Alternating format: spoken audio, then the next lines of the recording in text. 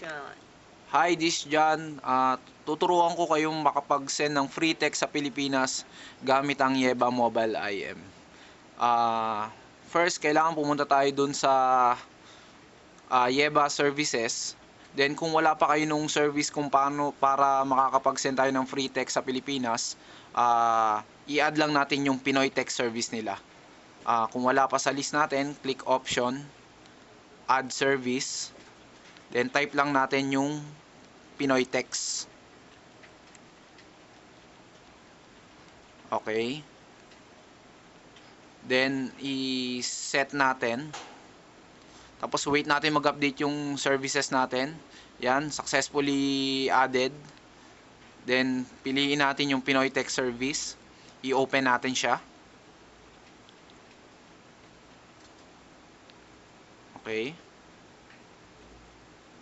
So ang kung kailangan natin mag-register dun sa Pinoy Tech Service para magamit natin siya. Click lang natin yung register here.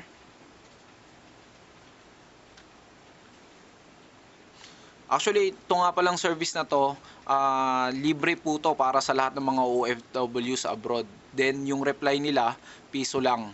So kung nabasa na natin naman yung terms and condition, click lang natin yung I agree.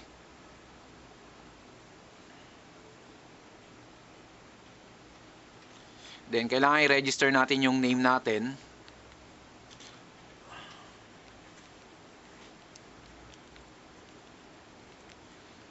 Then, surname.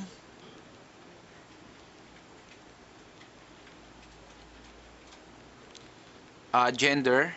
Then, click lang natin yung next button para mapunta tayo dun sa second page nung registration. So, second page would be, enter naman natin yung age natin. Then, location natin abroad. So, ako, for example, nasa Riyadh ako, Kingdom of Saudi Arabia, KSA. Then, province sa Philippines. Yan. Enter lang natin. Then, click na natin yung register. So, napakadali lang para mag-register dun sa Pinoy Tech Service nila. Tapos natin mag-register, pag successful na yung registration, bibigyan tayo nila ng PINAS number. Ito yung number na mag-a-appear nila every time na mag-text tayo sa Pilipinas gamit yung Yeba Pinoy Text. So ito, kabisaduhin lang natin yung number na yan na nagdi-display sa screen natin. Tapos ito yung ibigay natin sa mga kamag-anak natin at saka kapamilya natin. Then click lang natin yung OK. Tapos pagkatapos natin, kailangan mag-add naman tayo ng contact para makapag-text tayo. Kung wala tayong contact, hindi tayo makapag-send sa kanila. Punta tayo sa add Philippine contact. Then using international format, type natin 63, which is yung country code ng Philippines, then yung mobile number na ite-text natin.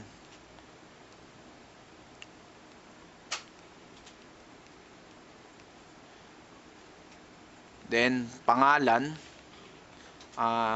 nung inad natin.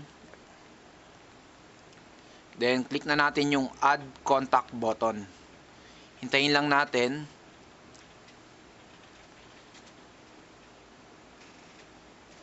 Yan. Tapos pwede pa tayo mag-add ng contact. Actually, pwede pa tayo mag-add ng contact sa Pilipinas. So, kung para malaman naman natin kung na-add na natin yung contact, mag-exit na tayo dito sa Pinoy Text Service. Then punta tayo sa Pinoy Text tab, which is nandun na yung pangalan na inad natin. Then para makapag-send naman tayo ng text message sa kanya, piliin lang natin siya. Then mag-type tayo.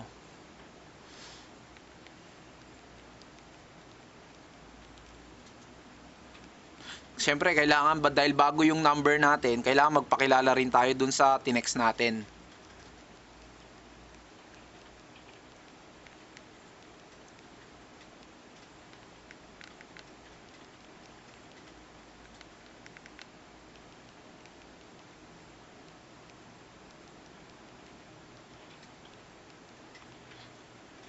Then click lang natin yung send. Yan. Maghintay tayo ng confirmation. Ayan, may confirmation na tayo. Confirmation message. Then, ito na-receive na dun sa phone na ginamit ko yung message natin. So, marireceive siya as ordinary text message. Ayan yung... So, ayun, nag-a-appear na doon. Ayun yung Pinas number nyo doon sa Pinoy Text. Ayan. Then, ayun yung message nyo. Kay Ben. So, para sumagot dito, mag-reply lang tayo. Then, option, tapos reply. Parang ordinaryong text lang. Then, piso nga lang pala bawat send dito. So, yan.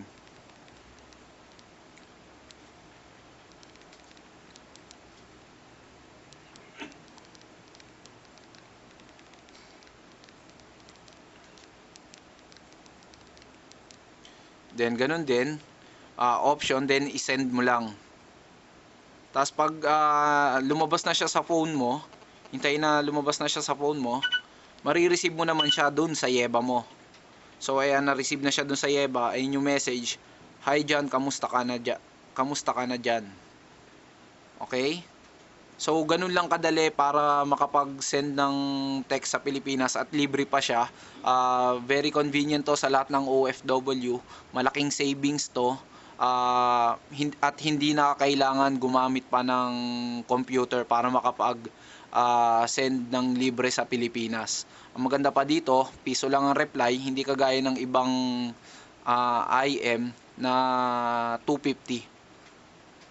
Okay? So, ayun na yung kung paano gamitin yung Pinoy Text. So, para sa mga OFWs dyan, mga Pinoy abroad, gamitin na natin yung Yeba Pinoy Text Service.